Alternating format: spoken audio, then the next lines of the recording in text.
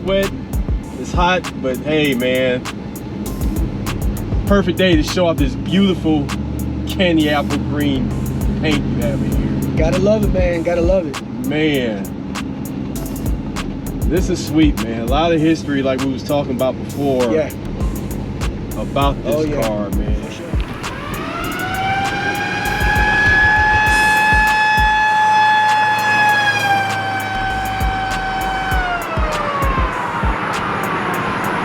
Coming up this week, we're gonna take a look at this beautiful classic 1953 Bel Air. It's one of the classic cars I've always been wanting to drive. And today, we're gonna take this beauty out for a ride and find out the cool backstory behind it. That's what we got coming up. I'm Jay Walker, watch Life Off-Road, right here on J-Dub Motorsports.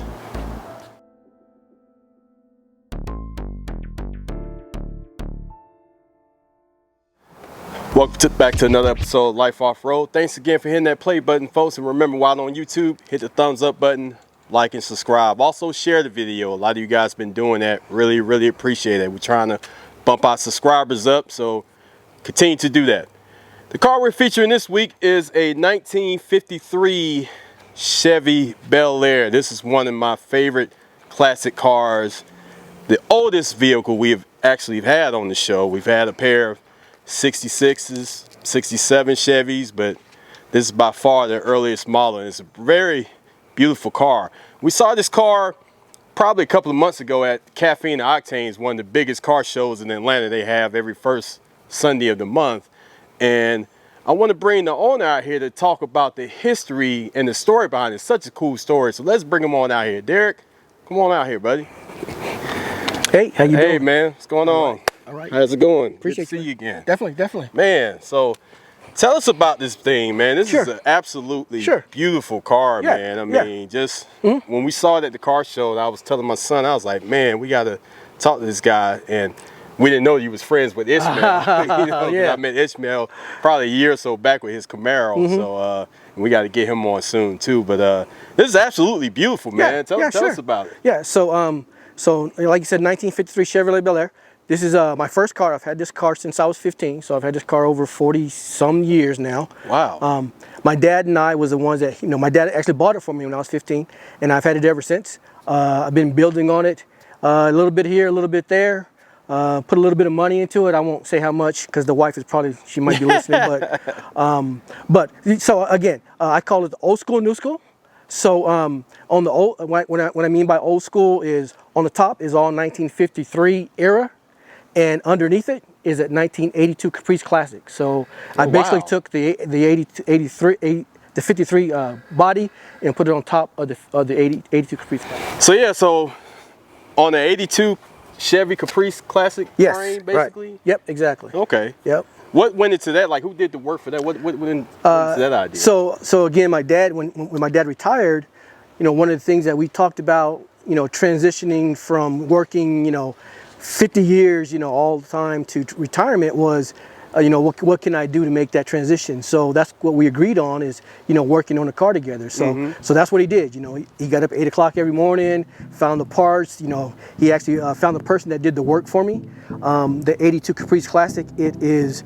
So as we looked at the car, it was the right length. It was the right width, but it was too long. So we had to cut the frame a little bit. And a friend of mine who's a master welder, cut the frame and then set everything on top of it, and it's worked very well for us ever since. Wow. Yeah. Sweet. Now, the interior, was all this kind of original? Obviously, I see that we'll talk about the switches in a minute. Yeah. But, So what I try to do again is keep everything original looking. So the design is original from 1953. A friend of mine, Marco, is the one that actually did the interior for me. And again, the design looks good. So everything on the dash is all original. The only thing that's not obviously is, I put in my console there, and that's where I have all my new stuff. So that's, your switches and the stereo, that kind of stuff. So if I took my console out, everything would be original the way it was back in 1953. And it does look, I mean, it's perfectly well blended, even with the new modern stuff. Yeah. I see you have the aftermarket radio, but you still have the original radio on top of that. And factory air. Did these come with air conditioning back in the day, or because that would lead to my next question? Yeah. So back in '53, I believe it was Cadillac that came out with the first actual air conditioning that was underneath the hood, and actually you had coolers, or you had vents that came up from the back because the air conditioner was on the top of the hood, up in the top of the car itself.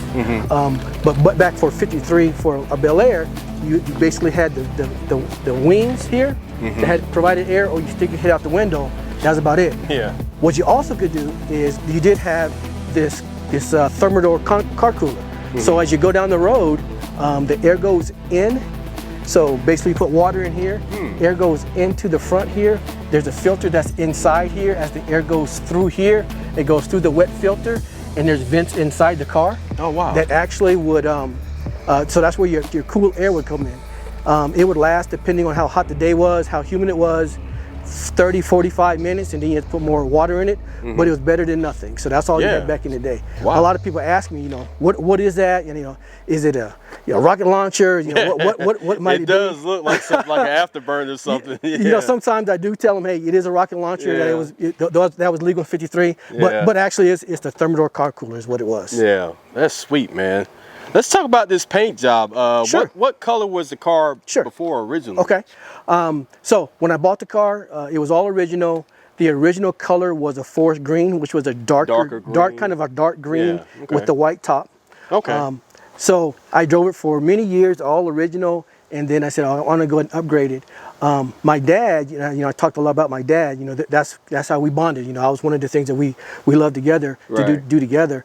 He had a 1956 Ford pickup truck. Okay. And he always had a 56 Ford pickup truck. And he painted it this candy apple green. He selected that for his car, for his truck. And he told me how great the paint was. And I was like, okay, Dad, I understand. And then when I saw it, I was like, man, I got to paint my car the same color as my dad's truck. Wow. So both my dad's truck and my car is painted this candy apple green from House of Colors. Kind of stands out. The secret to that really is having a silver base coat, which really makes it stand out in the sun like you see it does. Yeah, I mean, folks, the cameras do it no justice. I mean, just looking at it, you can just see the metallic is just screaming at you, even inside the door panel here. I mean, they did a great job with just the whole entire paint job, but I mean, it definitely just sticks out. Like I said, another friend of mine that did that for me. So local from Lawrenceville. Oh, okay. Yeah. About how long did it take them to do the whole process? About 2 months. 2 months. Okay. Well, let's go a little bit more about the interior, like you were saying. I noticed that you have a few switches in there. Yeah. So got some hydraulics or something going on there? So the '53 Chevy, it rides on a pillow of air. So I have air riding. Okay. So each wheel has its own air bag, and I have a 200 psi system as far as the air is concerned with the 7-gallon air tank. And that's what I use to ride around, have a little bit of fun, do a little bit of dancing. But it really does well for this automobile. Sweet, sweet. I also forgot to ask about the interior. Yeah. Who did the work for you here? Because that is very nice. Yeah. So again, a friend of mine, Marcos, did it for me. He lives out right outside of Atlanta. Took him about a couple weeks or so. And you can see he did a really good job. I'm really pleased with what he does. He does really good work for us. Yeah, that's excellent. Excellent job, man. Juwan, let's swing around to the rear, man. Sure. It's one of my favorite classic images when you have the spare tire that's dressed up very nicely with the Bel Air logo. You kind of have like a little step bar right here, which we're not going to do, but I mean, that's just absolutely very nice. Yeah. So this is the Continental wheel. So back in the day, in '53, you could buy the car basically a plain Jane car, right? With a couple upgrades. Stuff like this, you would have to do what we call aftermarket. So you would buy it and then they put it on for you. I bought this Continental kit from a gentleman out of Canada. Put it on there. There's different designs you can have. I kind of settled on this one. In '53.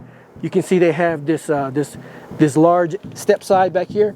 A lot of people say, well, I like it where it's just kind of a basket where you don't have that. But this was the original design in '53. I think in '55 is when they started having the basket. But '53, and I wanted to stay with the original, so that's why I stayed with the original Continental kit Added a little spice to it with the Bel Air emblem, you know, a couple of my Safety Star Chevrolet, and that's kind of what I've done back in from a rear perspective.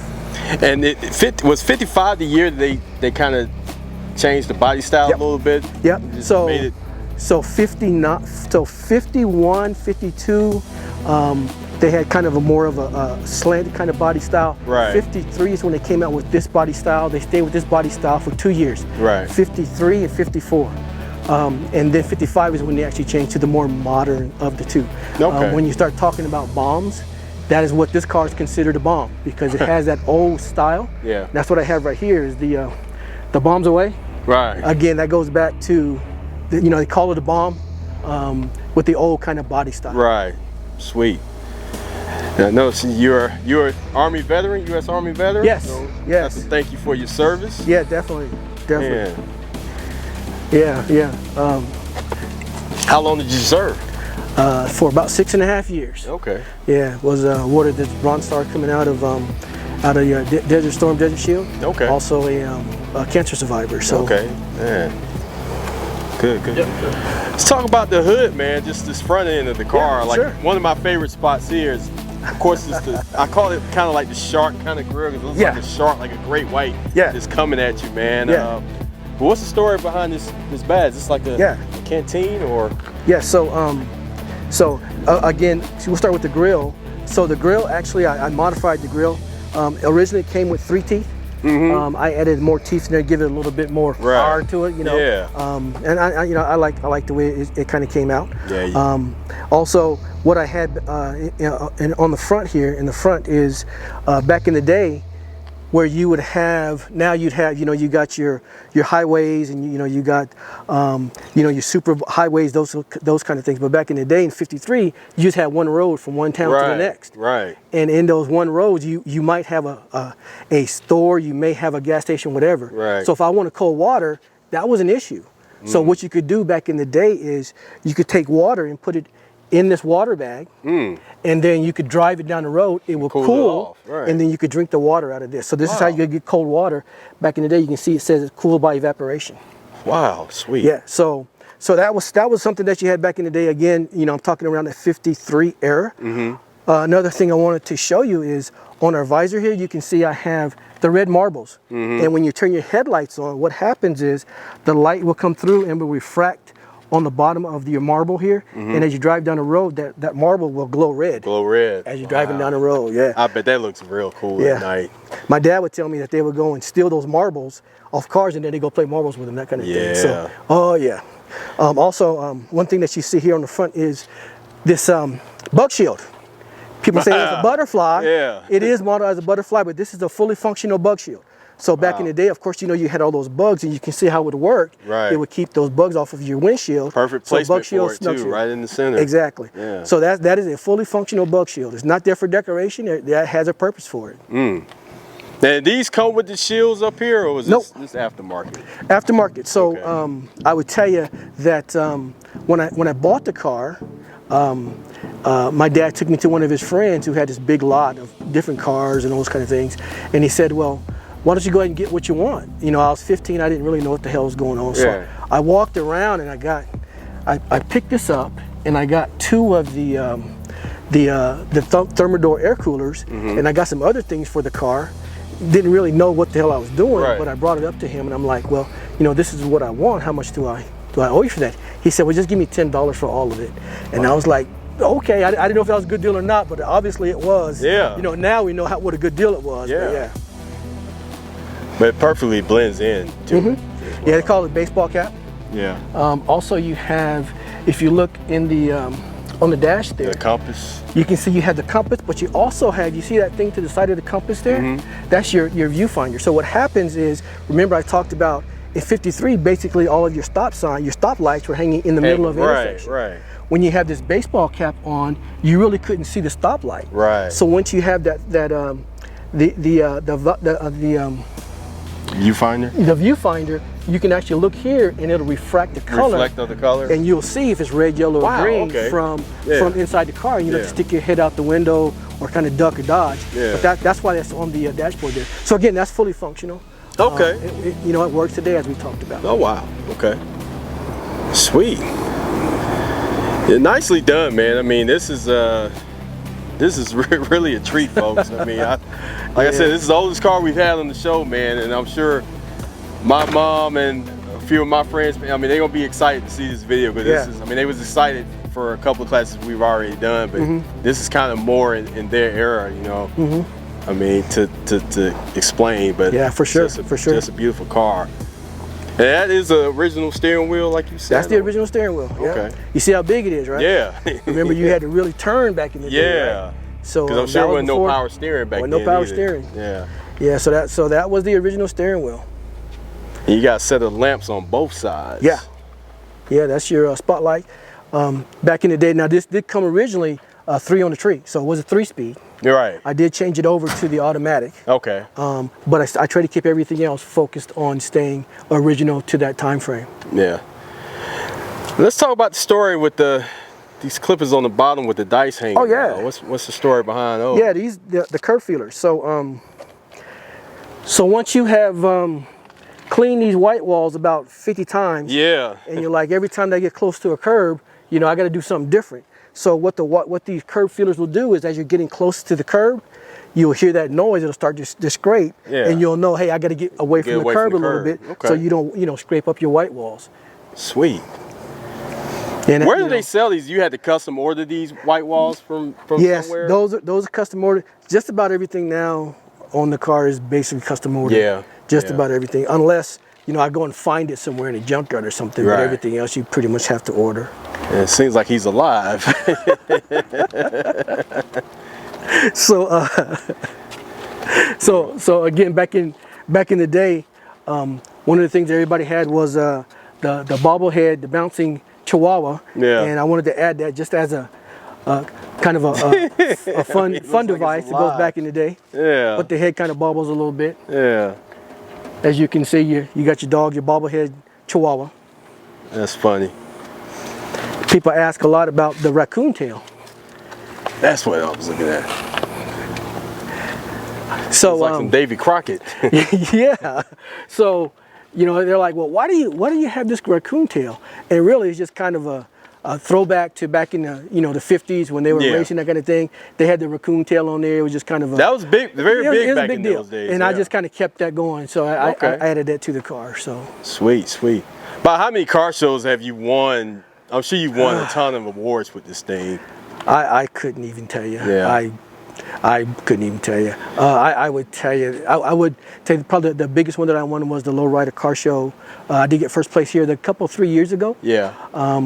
This car is on YouTube from a video perspective, and that is with the video is called Green Light with DJ Cuppy. Okay. It's got like 22 million hits on it, so this car's in there. Okay. I've been on TV, been interviewed for TV and other things. So yeah, I've had a lot of been around a lot with the Chevy. Yeah, so. Definitely stands out, man. Good. Well, can we take a look at the engine real quick? Let's take a quick look.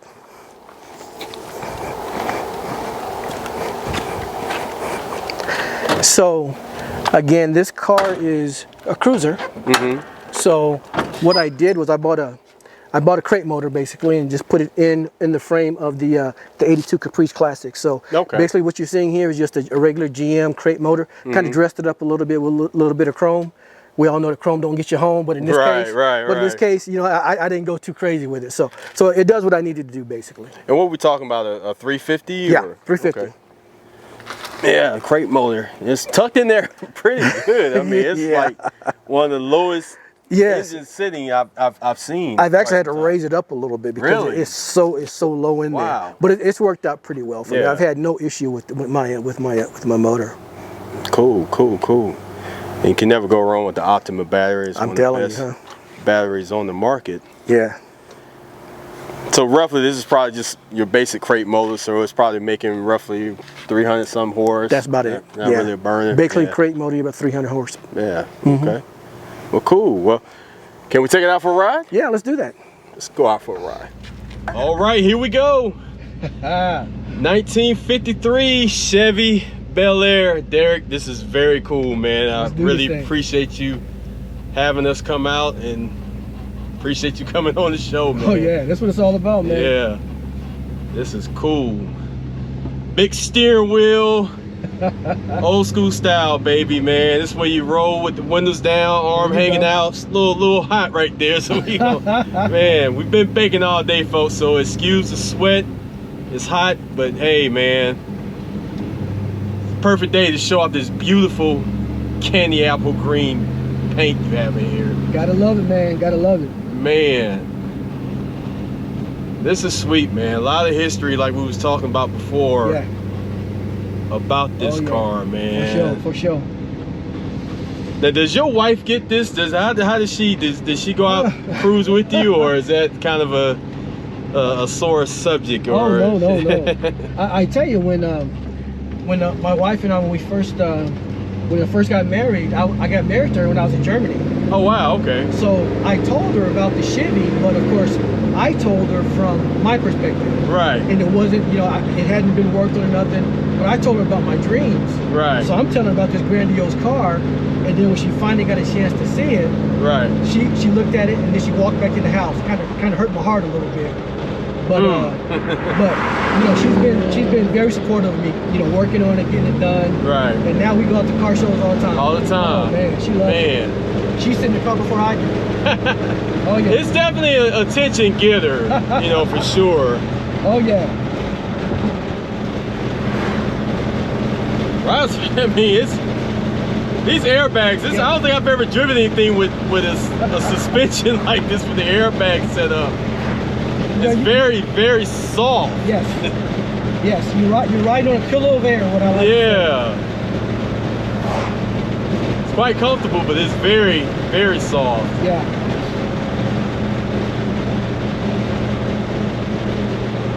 The thing that I find about the Chevy is little kids like it. They're always loving pointing at it. Oh yeah. And then you got the people that are that was in that era, so yeah, they're loving on it. So you get a lot of different people liking the car. So. Oh yeah, I mean it's definitely attention getter for sure.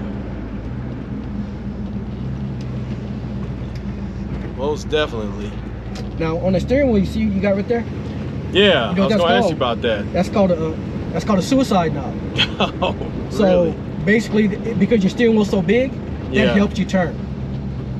So you can grab that and you can just use that. There you go. Yeah. There you go. A lot easier this way. Yeah. Because that steering wheel's so big. Man. I feel like I'm one of these mobster movies, man. My goodness.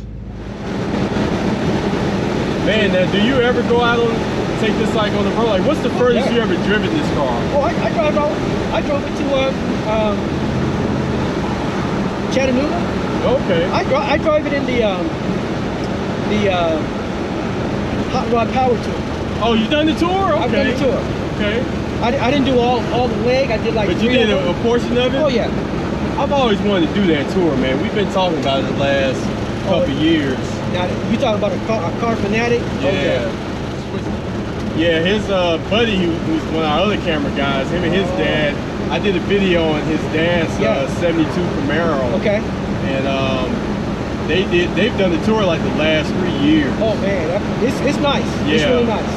Yeah, I said 1 year we'll do it. I gotta continue finishing teaching him how to drive a stick. Oh, okay. All of my cars are 6 speeds. I got 2 Camaros. Oh, okay. But yeah, the tours. I've always wanted to do that. That's always just look. It's nice. It really is. I mean, the hot rod power tour. It's a big deal. Oh yeah. So you got all these cars drive. You got mobile garages that do everything. I mean everything. Oh wow. Oh, that go on the road with they got these big old semi trucks that follow, right? Sweet. And I mean they could build a car with those mobile garages. And I passed one guy. I was talking to one guy, and he had Coker tires. These white walls. Mm-hmm. And he had gotten a flat. The representative from Croker Tire was there. Oh wow. And he saw he had a flat. He gave him a tire. He said, "Here, I don't want nobody to see a Coker tire with flat. Yeah. Here's your tire." Wow. They like that's a big deal. It's a big deal. Now, what cities did y'all hit when you did it? When I did it, we went to Memphis, we went to Little Rock, and then we went to I forget the third one. Okay. But we went to like 3 of them. I haven't had a chance to do all, you know, the whole week. Yeah. But that's gonna be one of my next things to do. Yeah. But yeah, I drive this car, man. This car, it's not trailer clean. As you can tell, it got bugs on it. It's got, you know, Yeah. there. So you really, I drive this you car. put it on the road. That's, that's good, man. A lot of people just, you know, kind of let it sit in the garage. No, this ain't no trailer clean. If the sun is out, I'm probably gonna be driving the Chev. So about roughly how many miles you have on this? Probably take a wild guess. There's no way. I couldn't even come close to a guess. But I'm sure you probably have a mileage clock in your head when you have to do like all your oil changes and stuff like that. You do that yourself, or I do just about everything in this car myself. Okay. Yeah. I do just about everything in this car. Now, I ain't say I do it great, but but you know, I do what I can, and then if I need help, if I need help, I'll grab it. But yeah. Your dad's pickup he had. Whatever happened with it? So it's still in the family. My father passed away, but it's still in the family. And when we have family gatherings and stuff, you know, we're always we pull out the truck. Yeah. And everybody has an attachment to that truck. Right. From the grandkids on down to my mom, you know, everybody has an attachment to that truck. Now, I'm sure with these paired together, they you can go a little bit quicker. I'm sure it's just eye candy all over the place. Oh yeah. So you from Atlanta? Where are you originally from? No, I'm originally from a small town in New Mexico called Alamogordo. Oh wow. Okay. So I was born and raised there. Born in a small town, Tularosa, but I was raised in Alamogordo. And that's where I actually bought this car from. Oh, okay. Now this car, what I come to find out, this car is from California though. Really? And the only reason why I knew that is because when I got the bumpers chrome, the front bumper was a solid front bumper. Really? So the shop that was doing, he says, and back in 1953, you had to have a solid front bumper in California. So I knew that the car was originally purchased in California. Oh wow, okay. Maybe a one owner, maybe, or well, obviously they didn't have it long because you had it quite a bit. Yeah. And you know the story, the way I bought it was I saw it was kind of, I'm 15, I'm about ready to get my license. I'm like, don't want to get a car. And I saw the car, it was halfway covered up. Wow. And so I went back and asked the guy, can we selling it? He said, well, you know, I don't know. And I said, well, I'll come back. And he said, I'll put a battery in it and we'll start it up. And I brought my dad, and my dad liked it. He thought it was a good car, especially for, you know, a kid of 15. Right. And been had it ever since. So. And legal driving age back then was 15. Yeah, 15 and 8 months or whatever, something like that. Yeah. Yeah, we didn't have to do all that driver's ed and driver's like ed, computers and all that stuff now. You know, old school, right? Yeah. So, sister, man, I hear you got a little bump in here. We got some 6x9s in the back. You got some 6.5s in the door. What you got going? I got a four 6x9s. I got a 2 10s in the back. Oh, you got 2 10. Okay. And I just put these in recently. Man. And we can't play nothing right now, folks, because we don't want to get flagged by YouTube. They're very, I kind of thought that very strict. Talking about with rights and all that kind of stuff. I would thought so. But yeah, man, this is such a great feel, man. I love the old school look, even old school looking on the inside with just a little bit of modern day touch. Yeah. With everything, you know, it's just an excellent feel.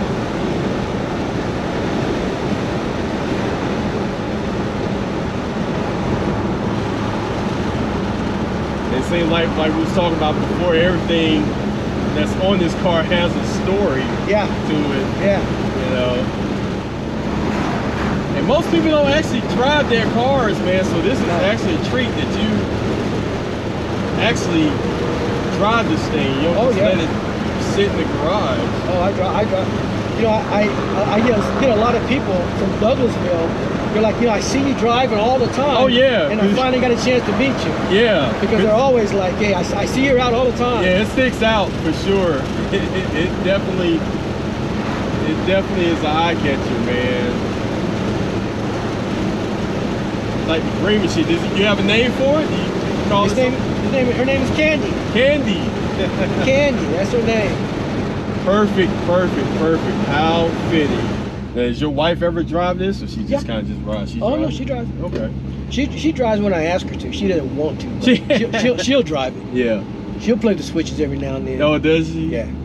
That's cool seeing that, man.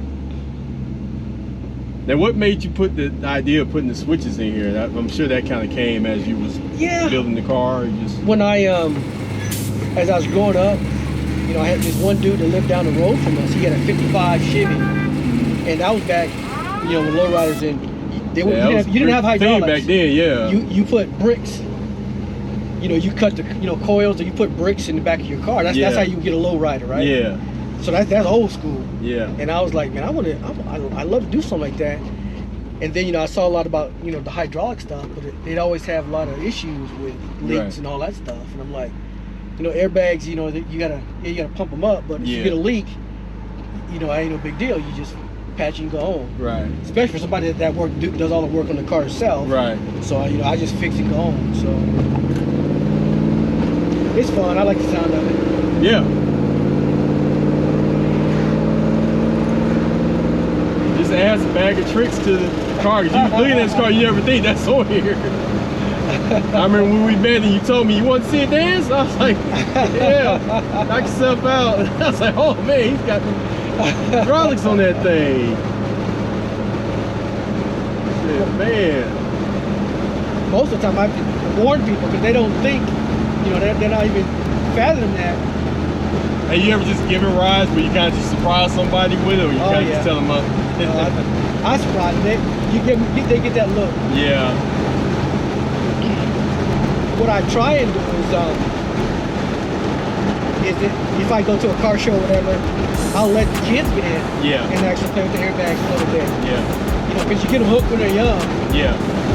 Now, did this come with drum brakes or disc brakes, or how would it? No, it was drum when it first, of course, back in '53. Right. And I changed it over. Okay. So everything underneath it, it's a grease class. Right.